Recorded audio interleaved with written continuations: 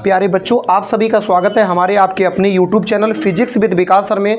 आज हम लोग बेटा जिस कॉन्सेप्ट पे डिस्कस करने वाले हैं उसका नाम है इलेक्ट्रिक पोटेंशियल एनर्जी, वैद्युत स्थितिज ऊर्जा। ऊर्जा के संबंध में बताने से पहले आपको एक बेसिक सी बात बताना चाहते हैं कि आप सभी लोग इस बात को बेहतर तरीके से जानते हैं कि एनर्जी किसे कहते हैं। किया गया कार्य ही ऊर्जा है, यह बात आपको याद रखनी पड़ेगी नेक्स्ट 2 चैप्टर तक। जी हाँ, किया गया कार्य ही ऊर्जा है, इसलिए कार्य स्थितिज ऊर्जा के रूप में भी बदल सकता है, इसलिए कार्य गतिज ऊर्जा के रूप में भी बदल सकता है, क्योंकि कोई भी व्यक्ति कार्य उतना ही करता है जितनी उसके पास ऊर्जा है, इसलिए वर्क को हम एनर्जी के बराबर कर सकते हैं।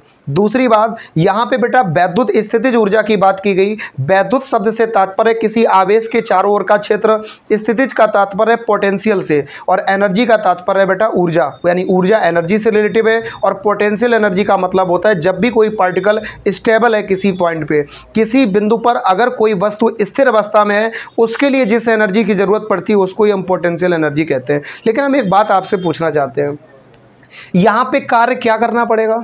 क्या करना पड़ेगा? यहाँ हम बकरी चराने आए कि भैंस चराने आए?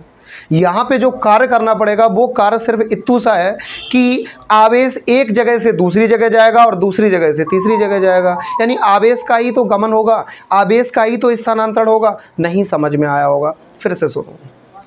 वैद्युत क्षेत्र में 2 समान प्रकार के आवेश हों या विपरीत प्रकार के आवेश हों, आवेश या तो एक दूसरे पर आकर्षण बल लगाएंगे या तो प्रतिकर्षण बल लगाएंगे। आकर्षण बल लगा रहे हैं तो एक दूसरे के समीप लाने में, प्रतिकर्षण बल लगा रहे हैं एक दूसरे से दूर जाने में। जो कार्य करना पड़ेगा वो किया गया कार्य ही बेटा स्थितिज ऊर्जा के रूप में बदल जाएगा। फिर से सुन लीजिए, 2 समान प्रकार के आवेश या 2 विपरीत प्रकार के आवेश एक दूसरे पर आकर्षण या प्रतिकर्षण बल लगाएंगे, चाहे कोई सा भी बल लगाएं, तो इनमें एक दूसरे पर बल लगाने में जो कार्य करना पड़ेगा वो किया गया कार्य ही स्थितिज ऊर्जा के रूप में बदल जाएगा। अब बात कर लेते हैं कि आप परिभाषा में क्या लिखेंगे। तो सरल भाषा में याद रखो, वैद्युत स्थितिज ऊर्जा का मान सदैव उस कार्य के बराबर होता है जो अनंत से किसी आवेश को वैद्युत क्षेत्र तक लाने में करना पड़ता है। इसको इंग्लिश में इलेक्ट्रिक पोटेंशियल एनर्जी कहते हैं और प्रदर्शित करने के लिए कैपिटल यू से प्रदर्शित करते हैं। अब बेटा बात करते हैं, पैराग्राफ चेंज करके लिखना है। एक्चुअली क्वेश्चन 2 नंबर का है, इसलिए एज अ डेरिवेशन हमें करना है। अब बताओ बेटा, इसमें पैराग्राफ चेंज करके क्या लिखेंगे? जो हम चित्र बनाएंगे उसकी भाषा। चलो आ जाओ। सबसे पहले ये लिखा है उसको ना पढ़ो, जो हम लिख रहे हैं उसको देखो। हमने मान लिया मेरे पास बेटा एक वैद्युत क्षेत्र वाला भाग है। हम वैद्युत द्विध्रुव नहीं बना रहे हैं, वैद्युत क्षेत्र दर्शा रहे हैं। मेरे पास एक बिंदु ए है और दूसरा बिंदु बी है।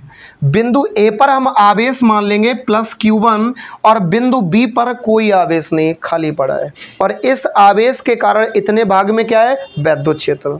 अच्छा, इसके बाहर मतलब इससे कुछ दूरी पर और वैद्युत क्षेत्र के बाहर के भाग को हम जिस नाम से जानते हैं उसको हम बेटा अनंत बोलते हैं। हम मानते हैं, हम जानते हैं, आप भी जानते हो, अनंत शब्द एक ऐसा शब्द है जिसको हम कभी परिभाषित नहीं कर सकते, इनफाइनाइट या इन्फिनिटिव के नाम से जानते हैं। लेकिन यहाँ अनंत से मतलब है वैद्युत क्षेत्र के बाहर। तो बेटा वैद्युत क्षेत्र से बाहर हमने मान लिया कि यहाँ पे कोई मेरे पास एक बिंदु सी है जिस पर +Q2 आवेश है, यानी ए बी वैद्युत क्षेत्र में है जिसके बिंदु ए पर +Q आवेश है, बिंदु बी पर सन्नाटा है, कुछ भी नहीं है, और इसके बाहर बिंदु सी पर +Q2 आवेश है। इसका मान उस मान के बराबर होगा जो बिंदु सी से बिंदु बी तक इस आवेश को लाने में करना पड़ेगा। यही तो परिभाषा है। वैद्युत स्थितिज ऊर्जा का मान उस कार्य के बराबर होगा जो इस आवेश को यहाँ तक लाने में करना पड़ेगा। दैट्स ऑल, हो गया, बात खत्म हो गई। चलो इसका मान विधि विधान से निकालेंगे। बात इतनी क्लियर करो, पहले भाषा सुनो। माना कि एक बिंदु ए पर +Q1 आवेश है, इतनी बात क्लियर हो गई। तथा ऐसे लिख लेना बेटा, रुक जाइए चेंज कर देते हैं। माना कि वैद्युत क्षेत्र में एक बिंदु ए और बी है, यानी वैद्युत क्षेत्र में एक बिंदु ए है और क्या है बेटा? दूसरा बिंदु बी। बिंदु ए पर +Q1 आवेश है, जबकि वैद्युत क्षेत्र के बाहर अनंत पर +Q2 आवेश है। इतनी बात लिख सकते हो।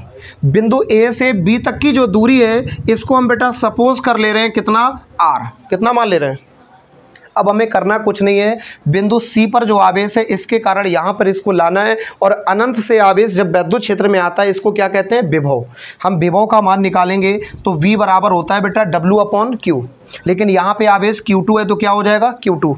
तो बस बेटा हम बस W/Q2 है, W का मान निकालेंगे, Q2 कहाँ आएगा गुणा में, यानी Q2 × V बराबर W। अब बताओ बेटा यहाँ पे हमें V का मान रख निकाल लें तो V का मान रख सकते हैं, Q2 तो पता हो गया, दूसरा आवेश है यहाँ से यहाँ आया, लेकिन इस विभव का मान अगर पता चल जाए तो और आंसर हमारा फाइनल हो जाएगा, W का मान निकल आएगा यहाँ से, और यही W किसके बराबर हो जाएगा, स्थितिज ऊर्जा के। फिर से सुनो हम कहना क्या चाहते हैं, इसको यहाँ से यहाँ तक लाने में हमें जो कार्य ज्ञात करना है वही मेरा एक्चुअल आंसर है, लेकिन कार्य किसके बराबर होगा, आवेश गुणे विभव। किसके बराबर होगा, आवेश गुणे विभव। विभव का मान और पता करो, तो विभव यहाँ पे हो कैसे सकता है, जब आवेश वैद्युत क्षेत्र में इतना ही है तो इसके कारण पहले यहाँ विभव निकालेंगे, इसके कारण यहाँ जो विभव होगा उसके बाद हम यहाँ से यहाँ पर लाने में कार्य निकाल लेंगे, आंसर आ जाएगा। सब कुछ अगर नहीं समझ में आया आपको बधाई हो, हम फिर दोबारा शुरुआत करते हैं, इतना भूल जाओ। फिर अब सबसे पहले बेटा ज्ञात कर रहे हैं बिंदु ए पर जो आवेश है इसके कारण बिंदु बी पर विभव। देखो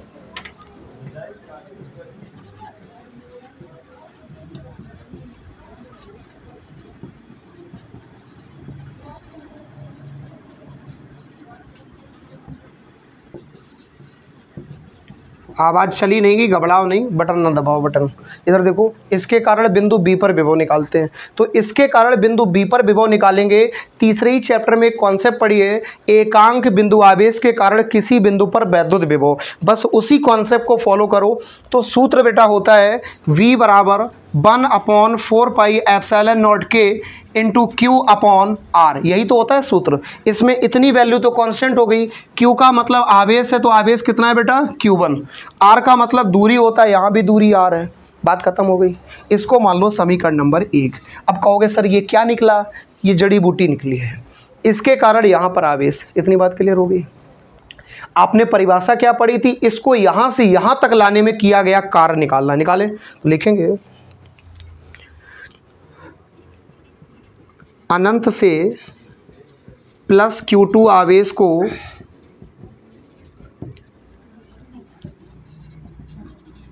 बिंदु B तक लाने में कार्य के लिए किनका नियम लगाएंगे बेटा, कार्य के लिए हमें यहाँ पे नियम लगाना पड़ेगा विभव का।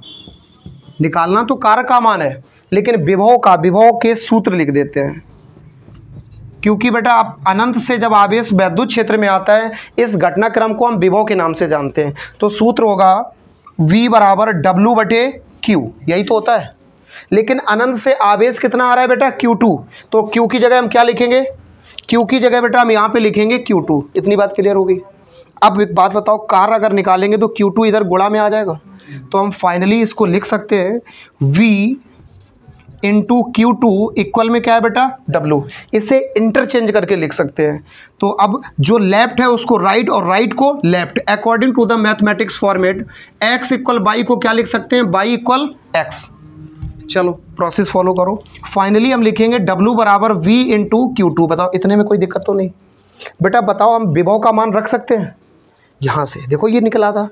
लिखेंगे समीकरण 1 से V का मान रखने पर इधर, तो बेटा W को बोलो ना, खामोश रहो, V को छोड़ो ना। इस V की जगह हम ये मान लिखेंगे 1/4πε0 K इंटू Q1/R, लिख लिया। और Q2 की जगह Q2 लिखो, लिख लिया।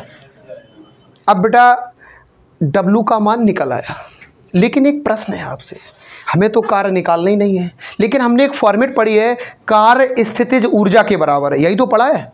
कार्य किसके बराबर है, स्थितिज ऊर्जा। तो बेटा हम यहाँ पे लिख सकते हैं चाकू नहीं चूंकि W बराबर जब से केक का नाम लिया तब से चाकू केक ऐसे ही याद आता है। W किसके बराबर लिख सकते हैं, U के, U है ना, तो W की जगह आ गया U। 1/4πε0 K into Q1 Q2 is divided by R, that is a final answer. ये बेटा निकल आया वैद्युत स्थितिज ऊर्जा का फॉर्मेट। मिलते हैं एक ब्रेक के बाद। उम्मीद करते हैं पसंद आया होगा वीडियो। स्क्रीनशॉट ले लीजिए।